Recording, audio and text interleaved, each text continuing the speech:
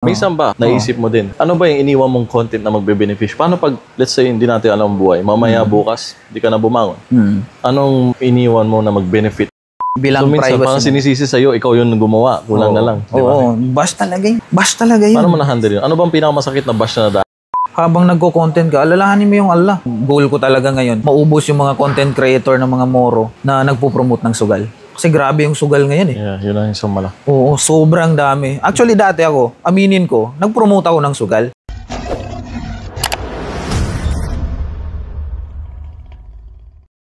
Bismillah, salatu wassalam ala rasulillah, ala alihi wa sahbihi ajma'in. Mabahad, assalamualaikum warahmatullahi wabarakatuh. So, today, nandito tayo ngayon gabi sa Tagkawayan, Quezon Province at nakasama natin dito si Kaelong. Assalamualaikum kapatid. Waalaikumsalam. Nice to meet you, bro. Madalas na ini-interview ko lagi is yung mga bagong Muslims, balik Islam stories kung paano siya nag-Muslim. Ngayon, nakakaiba kasi Muslim naman siya.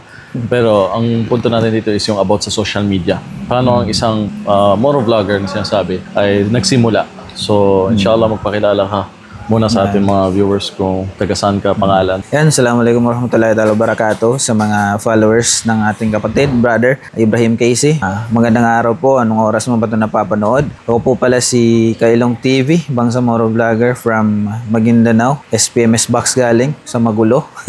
Alhamdulillah, through our vlogs and initiatives, medyo nakikilala na yung Maguindanao as hindi nakakatakot na area. Mashallah. So, tanong ko muna sa'yo, kailan ka nag-start ng social media itong pag-vlog mo? Actually, yung social media talaga, hindi ko siya pinlano na mag-vlog talaga. Bata pa lang kasi ako, gusto ko na talaga yung mga digicam ng mga pinsan ko. May digicam yung pinsan ko, gusto ko pag-aralan yun. Tapos gusto ko magpitik-pitik lang, picture-picture. Kasi dati, uso pa lang nun, Windows Movie Maker, digicam, sa pictures mo picture lang, mga ganun. Photoshop din, nandyan na kasi yan eh. So, sabi ko, maganda to. So, nag-try lang ako. Hanggang nung high school ako, yun na dumating na yung sa point na gusto ko na mag-film, mag-video, mag-short film. So, may subject kami na filming.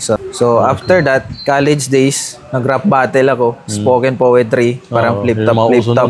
Uso nun eh, di ba? Yung kabataan natin. Ganun. Tapos, after nung rap battle, nag-spoken poetry ako. So, susulat ako ng mga tula. Ganun. Tapos, binivideo ko yun lahat Then after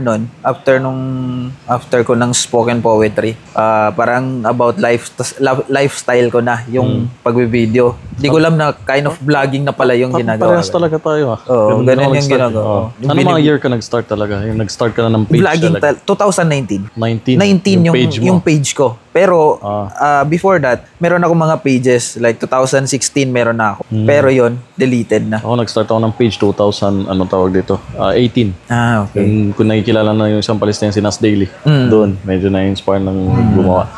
Nag-start yun, ano mo talaga, fashion mo na. Fashion. Mo na. Hindi yung sabi nila na para magkapera. Wala sa isip ko talaga yun. Hindi pa nga uso yung salitang vlogging. Hindi mo alam vlogging ginagawa mo. Anyway, ano yung unang content mo? Unang content ko, lifestyle ko. Tapos, nung napansin ko na medyo wala namang pakialam yung tao sa akin eh. Walang pakialam sa kung ano yung gusto kong gawin, kung sino ako. So, nag-shift ako into my own dialect, which is Maguindanaon. Nag-comedy ako. So, nag-Tagalog ka muna? Tagalog, Tapos, nag-focus ako sa Maguindanaon dialect namin. So, napapanood ko yun. Comedy. May mga partners ako, mga kaibigan ko. Ko-comedy kami. Siguro mga 2 years. 2 years kami nag-comedy or 3 years. Simula kami 2019, 20, 21. Doon na din tayo papunta sa tanong na yun. Simula sa passion, tapos nag-start comedy. Paano ka nag-mature dahil para magbigay inspiration sa dumadami ng mga moro vloggers, mga Muslims, na minsan halos nawawala na yung content or napupunta na sa parang non-Muslim na landas. Or yung labag na sa Islam yung mga iba. So, dito makuha natin inspiration sa'yo from comedy. Bakit ka nagbago? Paano? Actually, nung dati pa kasi, parang ginawa ko lang yung comedy style ko. Ma-enhance ko lang yung page ko para ma-boost ko lang talaga yung page ko na may manood sa akin. 2018, may plan na kami na gumawa ng mga information videos. Hindi pa vlogging talagang tawag dun eh. Mga documentaries. Documentaries ganun. Sabi ko, magko-comedy muna ako 1 year, 2 years. At least makilala yung page ko. Hindi na masisisi yun ang hilig ng mga tao talaga sa umpisa. Lalo na yung pandemic days. Talagang comedy yung gusto ng mga tao. No? Naisip ko na dati pa documentary. Tapos, after 2019, 2021, after pandemic na, yun na, pinapasukan ko na ng mga medyo informative. Although comedy style pa rin siya, Oo. pero sa hulihan ng video na yon, meron na siyang mga iba't ibang pagkain, may ibang putahe na nakalagay doon na masasarap na. More on Oo, meron na siyang makakapulutan More na on ng aral. information Oo, information na. Yung comedy style nandun pa rin, pero the way mo siya i-execute as comedy, meron nang nakalagay doon sa contents na yon na information about sa, hindi pa Islam yung contents ko, Yeah. paano maging mabuting tao sa kapwa, yung mga ganun. Yeah. Yung mga simple lang, hindi mo naman itutulak yung sarili mo kasi na yung iba kasi minsan parang pinupush nila yung mga vloggers o yung mga moro vlogger na gumawa ng Islamic content. Eh, kung hindi naman sila, mamaya magkamali ka, mas malaking kasalanan. Mas malaki. Hindi naman lahat nagbablog is May alam. da'iya, may alam, May or alam sa ustad. Islam. So, kung ano na yung simpleng alam mo, yun lang i-share mo. Kahit simpleng buhay ng isang simpleng Muslim. Anong ginagawa natin. So, ang ganda nakita ko sa'yo na sinishare mo yung about sa Mindanao. Yung mga misconception kasi na meron kami sa Luzon. Minsan lalo yung mga classmate ko since high school. Puro negative ang alam nila sa Mindanao. Pero binake mo yun eh. Pinakita mo na may magagandang lugar pala, magagandang pasyalan, tourist. So, gusto natin more Muslims na ganun, na i-share yung talagang buhay nyo sa Mindanao na hindi yung alam namin na negative sa Luzon, alam ng karamihan. So, minsan napansin ko na meron kang video, ginawa mo pa yata ng parang music film na rap about sa, parang inaapi ka o binabash ka dun sa ginagawa mong pagbablog kasi nga marami pang ignorante sa ganitong gawain. Ako na-experience ko yun, lalo sa mga kapwa kong daya na minsan iniisip nila, paano pagkaisahin yung vlogger at daya? Pwede ba? Hindi nila naintindihan yung meaning ng vlog. Video vlogging. Nagbibideo ka lang at nagsasalita ka vlog. Kesa itatype mo, sasalita mo na lang. So, ikaw, paano mo nalagpasan yung mga ganun na nasa lugar nyo na hindi alam yung ginagawa? Ano yung ginagawa mo? Bakit ka nagsasalita sa camera? Actually, nung nag-start pa lang kami talaga, noong 2019, nawang nag-vlog kami dyan sa plaza ng Cotabato City. Sinasabi nun ng tao sa amin, parang gago to, parang sorry for the word. Sorry for the word, sira ulo to. Kinakausap niya yung camera niya, kinakausap niya yung cellphone niya, ano ba itong ginagawa nila? Tatawanan ka talaga dyan. Kasi lalo na dyan sa part ng Cotabato, Maguindanao, hindi naman sa pag-ano, pero Hindi common kasi. behind talaga kami. Hira. Pagdating sa digital, behind kami sa mga bagong trend. So, yun, binrake natin yun. So, sinimulan natin yung content creation talaga, vlogging. Ikaw pa lang nagbo-vlog sa time na yun sa lugar Meron nyo? vlogging, siguro ako. Pero, may mga hindi naman siguro vlogging, mga nagko-content na Vines, ganun. May mga Viner, mga ganun. shorts lang, Oh, di ba, maliit mga lang. shorts. Di ba, dati usong Vine, may Filipino Viners. Pero sabi ko, why not? Subukan natin. Subukan ko lang. Hanggang sa, yun dumating yung content na funny. After that, bago pala nagkaroon ng information videos, meron pala akong segment na after nung comedy, lakad pa episode. Yun na yun, yung mga tourist attraction talaga sa Maguindanao. Misconception, di ba? Binuntahan natin yung mga pink moss, mga golden moss ng Cotabato. At least makita nila yung good side naman ng Maguindanao and Cotabato City. Halos yun din yung mga gusto kong gawin. Inshallah, magawa din natin. Inshallah. I-tour mo kami doon sa lugar nyo. Yes, pag napunta kayo doon. Paano mo na i-handle na pagiging Muslim? Kasi sa Islam, maraming limits. Di ba? Hindi tayo makapag-vlog ng katulad sa mga non-Muslim na sobrang wala nang limits kahit anong gawin nilang comedy na labag na sa Islam. Paano mo na-handle na? Kasi, lagi ko nga sinasabi na mag-ingat sa social media. Ito, sistema ng social media, kakainin ka. Lalo yung pagiging sikat, fame, nakakasira talaga ng intention minsan. So, paano mo nakokontrol lahat yun? Ano pwede matutunan ng mga moro vlogger sa katulad mo? Siguro, na-control ko talaga siya the way na, siguro, kailangan mo lang mag-pray, magsala always. Tsaka, alalahanin mo yung Allah eh. Habang nagko-content ka, alalahanin mo yung Allah. Ano, pag ginawa mo ba to, magagalit ba yung Allah sa'yo? Wala kang pakialam sa sasabihin ng tao, pero ang isipin mo yung Allah.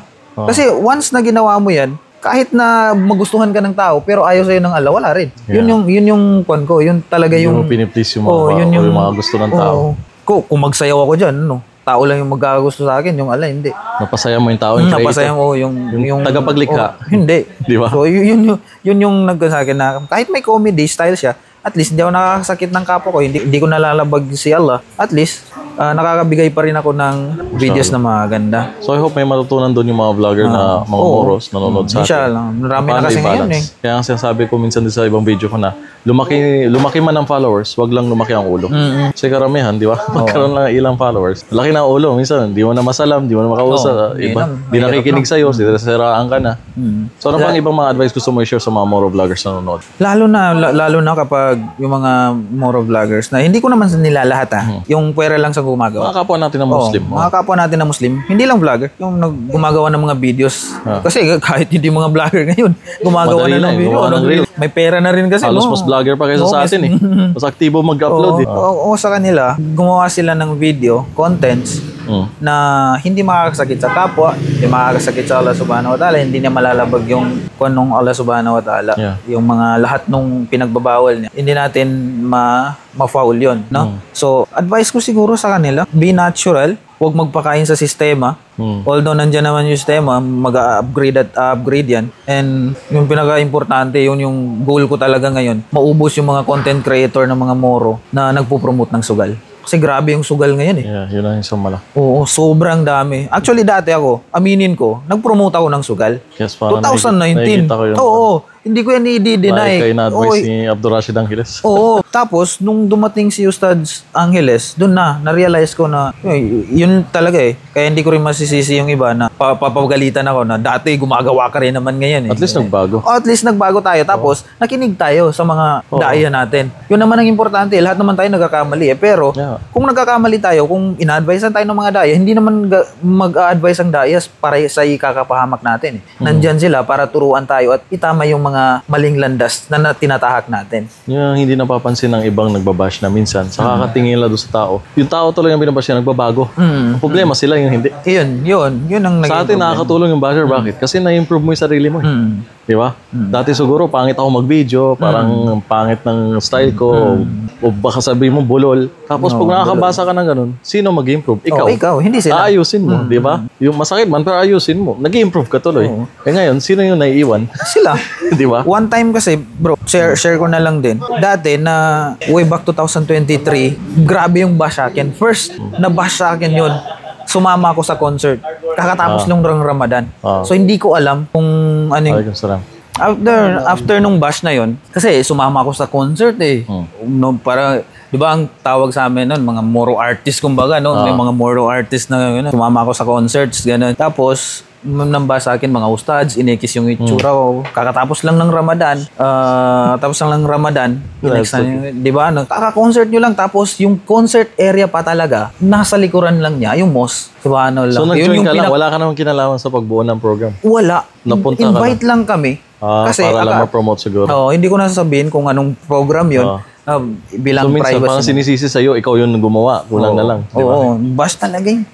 Bash talaga yun. Paano mo na-handle yun? Ano bang pinakamasakit na bash na nadaanan? Actually, lahat sila, nag-comment na yung mga kasama kong content creator, nag-comment na sila. Kasama ko sa program na yun. Nag-comment na sila, lahat sila. Pero ako, wala. Wala sila narinig sa akin, wala. Yan din siguro yung kwan ko. Tinuruan ako ng magulang ko na kahit na anong bash yung sabihin ng tao, kung alam mo sa sarili mo at ma-handle mo yun, huwag kang magpatol, huwag kang pumatol. So, every bash sa akin, wala talaga akong pinatulan. Hanggang ngayon, wala akong pinapatulan na bash. Hindi ko sinasagot. Wala. Lang doon sa advice na mama. Doon lang ako nag-stick sa advice na mama ko, yung mga daya natin, and sa mga kamag-anak ko. Kasi hindi naman nila ako ipapahamak, di ba? Yun. Yung concert na yun, talaga yung first na bash sa akin na grabe. Eksan yung itsura ko nun eh. Naalala ko minsan, kahit yung boss natin ngayon na dati, sabi niya sa akin, Mashallah, ang ganda yung tawag dito. Yung karamihan ng followers mo talagang parang mahal na mahal kayo lang, no? Kahit anong gawin mo, sabihin mo, gagayahin ka talaga lang, gagawin yan lang, naniniwala siya sa'yo. Hanggang biyaya yan sa'yo ng Allah. Pero may kapalit. At ang kapalit yun, pag may nagawa ka din mali, minsan susundan din nila. Obligation mo yan eh. Malaking pananagutan din. Pag may nagawa kang mali, let's say nagdaho ka o nagmura ka, gagayahin din nila eh. So yun din ang kapalit. Yung influence eh. Yung influence mo sa kanila eh. Kaya parang technical din. Kaya malaking responsible din na may share ka dyan na mali. Na pag may gumaya ng mga Muslims, mga tao dyan na influence mo, yung kasalanan din, may porsyento ka din doon. Dahil alam natin, tinuro ng Propeta, peace be upon him, sabi niya, kapag may tinuro tayong tama at may mga sumunod sa atin, may reward tayo doon sa tama, di ba? sa kabilang buhay mo yun, reward mo. Tapos pag may magawa ka naman din mali, ay tinuro mo din mali o kasama. May percent ka pa rin. Minsan ba, naisip mo din, ano ba yung iniwan mong content na magbe-benefish? Paano pag, let's say, hindi natin alam ang buhay, mamaya bukas, hindi ka na bumangon. Anong iniwan mo na mag-benefit? Magiging sadaka jariyah mo sa kabilang buhay. Siguro yung yung program ko na may 3 kasi akong program. Naisip mo din ba yan? Doon na lang ba mag-e-end ang Kailong TV? Wala, hindi. Kasi kahit mag-end naman yung Kailong, wala eh. Kahit walang manood sa akin, sorry sa mga followers. Kahit walang manood sa akin, tuloy pa rin yung videos ko. Demonetize nga ako eh. Wala akong pakialam kung demonetize ako. Passion At mo least, talaga passion ko. Yung message na pinapaabot mo. Yung message talaga. Tapos, yung mga kwento, actually, yung mga kwento ng mga nagbabalik Islam, yun talaga yung isa sa mga pinupush ko. Yeah, isa din yan sa content ko since 2016 sa Saudi. Yan yung natutuwa. Nakaka-interesado kasi bilang born tayo, pinanganak since bata Muslim. Nakakuha din tayong inspirasyon sa kanila. Oo. Nagano pala kahalaga sa kanila na minsan makikita umiyak na sana noong pa niya daw alam ang Islam ganito. Samantalang tayo binabaliwala natin. Parang wala lang sa nakakuha din tayo ng lakas sa parang doon tayo nakakahugot ulit, no? Parang yung nalilimutan natin na ginagawa natin. Wala ka bang iiwan na something production or team na magpapatuloy ng KFTV pag wala ka? Meron. Nandyan yung team ko. So anong hinahanda mo sa future kung sakaling wala ka na? Anong pwede pa rin maabangan ng tao sa'yo? Nandyan actually meron akong ginagawa na short film and series na matagal na. 2023 ko na simulan. Pero saka ako siya i-upload. Ano yun? About sa Islam. Pero may mga technicals lang talaga. Kasi pinapareview ko sa mga ustads and sa mga kon. Parang pelikula, movie. Film. Movie. Short film o may lumahaba? May short film akong 3. Tapos na siya. May film akong 1. Tapos na rin. Pero may review pa rin hanggang ngayon. Kasi lahat yan ko. Speaking bago tayo magtapos, yung Kailong pala. Paano nag-start? Kailong? Dahil naalala ko may sinabi kay high school ka about Ilong or something. High school ako. Soccer player kasi ako. Football player. Tapos, alam mo naman, dati, uso yung trash talking. Trash talker talaga dati, no? Dota days. Yan, yung kasabayan ng mga football. Sabi na, ang laki ng ilong mo, di ba? Yung laki ng ilong mo. Tapos, yun ang nag-inspire sa akin na dati, kinikutsa nila sa akin yung ilong ko. Di ka ilong ang gamitin ko. Malaki naman yung ilong ko. Naisip mo lang ginamit ko. Naisip ko lang. Parang si Kong, Di ba natawag siyang King Kong yata dahil sa itim niya? So, ginamit din niya, Kong TV. King Kong TV, no? Ganun nangyari sa akin. High school days talaga, yun ang lait sa akin. So, sige, gamitin ko siya. And then, okay lang sa'yo ngayon. Doon sa wala, lait na wala na eh. Kanose pa nga dati eh. No, 2023, kanose na yung tawag sa akin. Di na kailong, kanose na eh. Nag-upgrade din to mga bully, mga classmate ko, mga team ko sa soccer, ganyan yung tawag sa akin. Pero immune na ako. Parang wala na rin. Katuwaan na lang din. So, nagsaksi tayo lahat na nakafollow sa'yo. Ako ilang taon na since Saudi na din ako. Na kahit nagmamagindanon ka, kasi asawa ko magindanon. So, sinang-follow ko lang. Kasi paminsan tatawa ako na, kahit hindi ko naintindihan, natatawa din ako. Kasi sa mga expression at yung accent, pinapakita ko sa asawa ko, anong sabi? Gusto ko din talagang maintindihan, tumawa. So, simula doon, dinala mo ang mga followers mo sa seryosong matured na ikaw ngayon. Nag-matured ka siguro, simula nag-asawa ka, ano? Siguro. Nakatulong din yung dahil may kaldero binupupog sa'yo.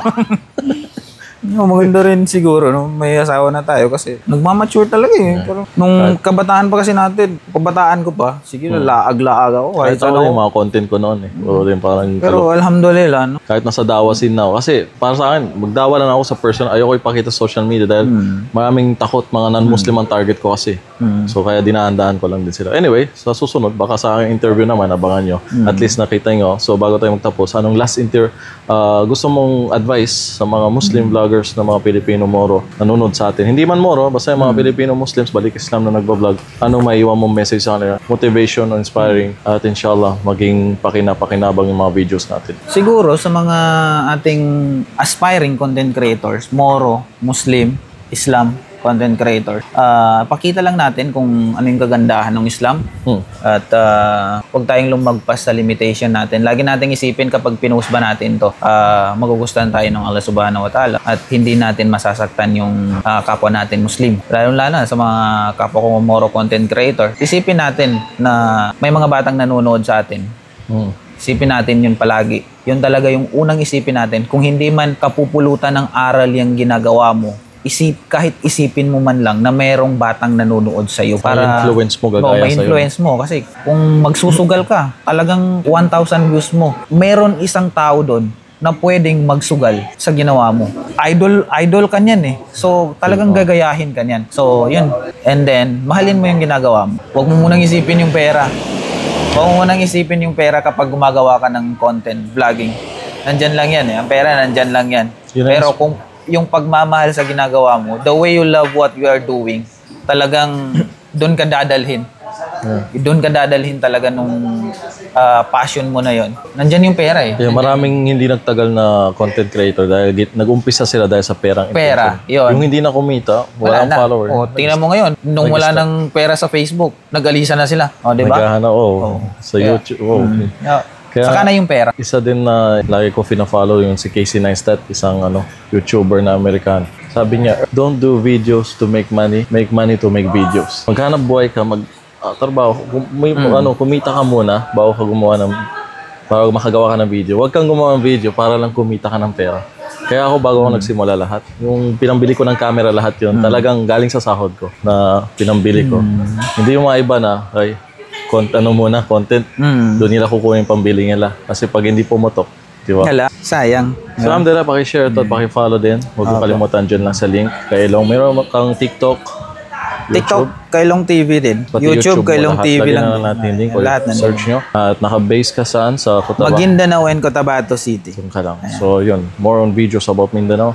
Inshallah, sa magandang future pa na maraming content. Inshallah, At maraming content creator na Inshallah. maka-follow sa Yapak mo na pagbabago. Oh, marami. Marami sila. Marami.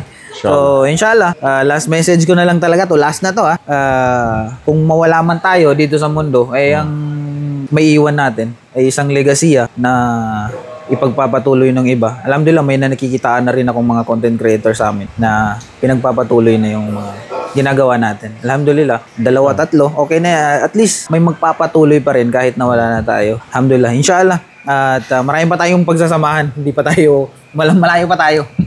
Kala, so, sukran sa kay Ibrahim Casey. Masalam.